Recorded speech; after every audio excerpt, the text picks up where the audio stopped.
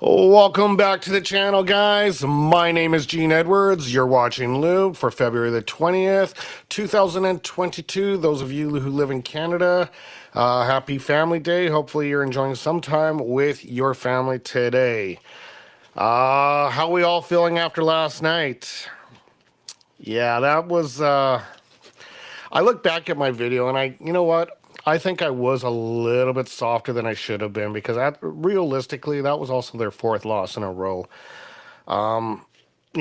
Every team deals with injuries. Every team deals with illnesses. So I kind of let them off the hook a little bit too much last night, but oh well. It is what it is.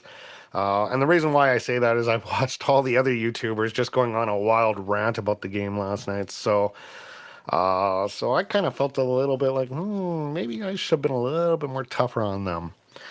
But anyway, whatever. At the end of the day, they lost, and they need to really pick up their socks now, and they are going in playing extremely tough, and I'm going to say they are an extremely tough team in the Philadelphia Flyers because for whatever reason, the Philadelphia Flyers seem to have the Edmonton Oilers number. In the last 10 games, the Edmonton Oilers have only won 4 of the last 10 against the Flyers, including a loss last week. I totally forgot that they played on February 9th and they lost 2-1 in overtime. So yeah, the Oilers have their troubles with the Flyers, and this is the time they got to fix things up and start pulling up their socks and start playing some gritty hockey. And you're going to start seeing a little bit more nasty me if it doesn't go that way and if they start playing sloppy. Because yeah, I let them off the hook a little bit yesterday with illnesses and all that. But yeah, my patience is only so much too, just like the rest of you guys out there and the YouTubers out there and that. Since there is no news on the trade front, no Erik Karlsson, no Patrick Kane, none of that, I was watching the Oilers Nation earlier this morning with Tyler Yaremchuk, and he proposed a trade that really caught my idea, and I'm going to run that trade through. Again, it was him, and he kind of piggybacked off of Bob Stauffer. But I think this trade makes a lot more sense than getting Erik Karlsson, to be honest with you. After I really hoed and hum over it, I thought about it. So I'm going to get into that shortly as well. And we'll see what happens. Okay, so tomorrow the Edmonton Oilers are taking on the Philadelphia Flyers. The Flyers have, according to Cap or Money Puck, have a 0.5 chance of making this year's playoffs, as they have a record of 22-25 and 22, 25, and 10 for 54 points. Meanwhile, the Oilers 30, 19, and 8. Both teams, of course, are struggling as they have lost the last 4 in a row. And in their last 10, the Flyers have a record of 2-5-3. Meanwhile, the Oilers have a record of 4-5-1. It's going to be, both teams are going to be fighting. They got Tortorella going to be on their butt about it. So we'll see what happens. But the Oilers need, the Flyers are out of the playoffs pretty much. The Oilers are definitely in the mix to make the playoffs. But if they keep cruising the way they are, you know what, guys? They may find themselves on the outside looking in, because right now that Pacific Division, not much wiggle room, not much room. And like I said, my countdown to extinction is at, well, because of these losses happening in overtime and them getting the 1 point, I would say it's right now at about 10 games. I haven't really been doing the proper calculation on it because of this overtime 1 loser point that they've been getting. But they need to collect these 2 points, and bad, because they got, like I say, they got the Bruins coming up. They got some tough games coming up where really they have to play like perfect hockey. Anyway, let's break down the trade proposal that Tyler Yaremchuk off the Oilers Nation, and he, like I said, he's piggybacking off of Bob Stauffer a little bit, but I like this trade. This involves MATTIAS EKHOLM and Tanner Jeannot to Edmonton from the Nashville Predators, In exchange, the Nashville Predators will get Jesse Puljujarvi, Xavier Bourgault, and a 2023 first-round pick. The Predators will also retain $1.5 million of EKHOLM's salary. I love this, and I'll tell you why I love it, and why I think this is actually a better option than Erik Karlsson. Yes, Erik Karlsson brings the offense, and he's having a hell of a year. But one thing we know with Erik Karlsson is when he got traded out of Ottawa, he sunk. So it took him forever to get his feet back playing again. And he just absolutely was not good for the first couple of years in San Jose after being traded. That's one thing. So he's an older Karlsson now. And I don't know. I just have a bad feeling that if we take him on, it could very well be a bad thing. So I don't know.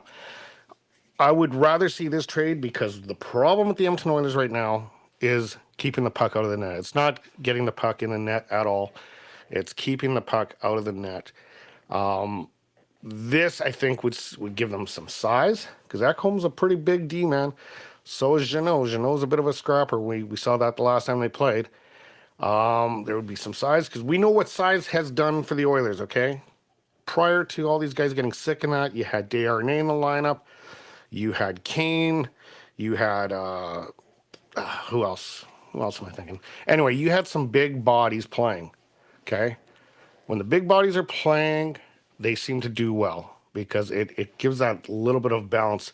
If you constantly have small guys, and we know this from years and years and years of losing, that the Oilers were always small. Clefbaum, small. Like, we go back years and years, and then you go back to the 80s when they had McSorley, McClelland, Semenko, LaRock even. Like, they had size, they had toughness. Now, with size and toughness, you also need the ability to skate, okay? Because we tried the Lucic experiment. That was a horrible failure as well. So yeah, we need to see the Edmonton Oilers be able to be physical. Like, the playoffs is a physically demanding form of hockey. It's not like the regular season. It's more crunch and bang and smash them, and you need a lot of depth on the physical side when it comes to that, but you need skilled physical players. It's just that simple. So that's why I would really like to see the Edmonton Oilers explore that deal. That was an amazing one that Tyler Yaremchuk brought up today. I had to actually give him a shout out because that is actually a trade I would rather see than Karlsson. Okay, going into tomorrow's lineups, as the Edmonton Oilers will face the Philadelphia Flyers. Now, this is still updated as of February 19th, 11:39 Pacific Standard Time, because the Edmonton Oilers are on their mandatory day off today. You got Foegele, McDavid, Puljujarvi on line 1, Hyman, Draisaitl, Yamamoto on line 2, Janmark, Nuge, and Ryan on line 3. And then you got Shore and McLeod, and then obviously a big X out. I'm hoping that tomorrow they will at least have a 12-6 or 11-7 type of lineup, and that they won't be playing depleted. On the D, you got Nurse and Ceci, Kulak and Barry, Broberg, and Bouchard. So, yeah, like, I'm hoping we got some of our players back, because they're going into a real tough stretch run with some of the teams that are up and coming. Okay, so tomorrow, the matchup that they will face is the Philadelphia Flyers, and Carter Hart has a record of 16, 17, and 9 for a .288 goals against average and a .910 save percentage. He has one shutout this year. Stuart Skinner is expected to be in the net with a 13, 11, and 4 record, .295 goals against average, and a .913 save percentage. No shutouts for him. I'm almost getting to the point, like, I mean, Jack Campbell, yes, he made some phenomenal saves, the Scorpion save, all that kind of stuff. But there's a lot of times that he's got to make more saves than that. He's got to win us some games. Like, he's improved.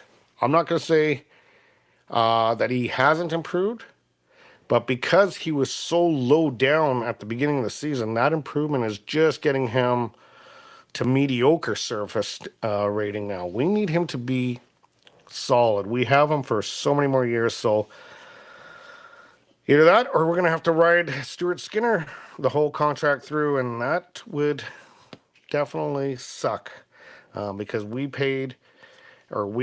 are taking Campbell in to be our number one, and he's supposed to be the number one. So he's got to get more focused on it.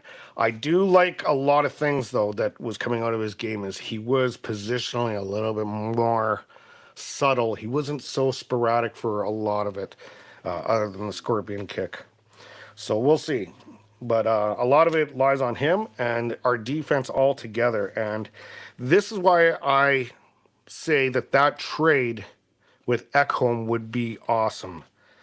When it comes to some of the stats, I didn't write them down, but Edmonton, I believe, is tied for 20, I think it was 28th when I look at it. It says on this chart here, for goals for goals allowed. So this is a team that has no problem scoring goals, as they're number one in the league for scoring goals, but they are so bad defensively, and this is where they need to improve.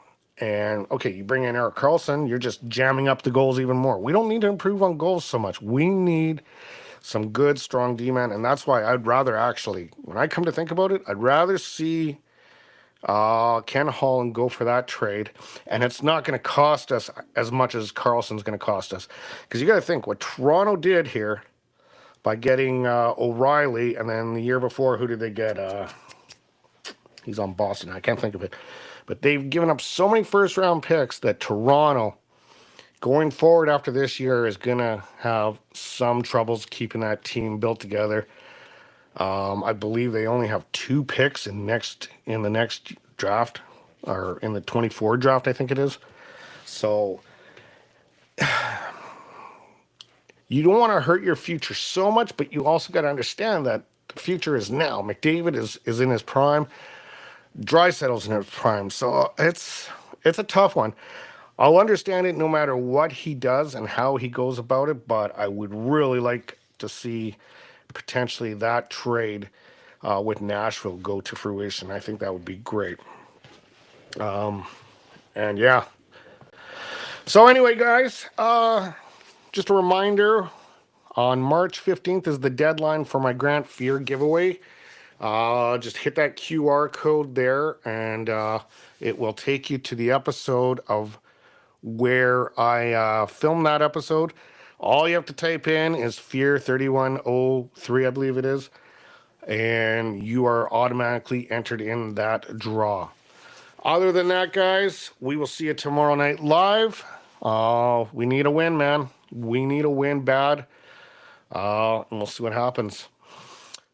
You guys all take care. Have a good night. If you're new to this channel, feel free to hit like, share, and subscribe.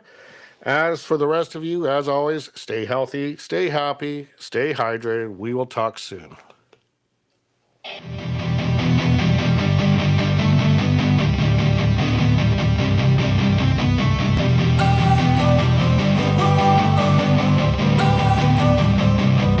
Don't wanna sleep in, cause I got something to prove. I gotta take what I hate and finally make a move. I think of you and all the shit you don't do. Well, I'ma make hella sure that I don't become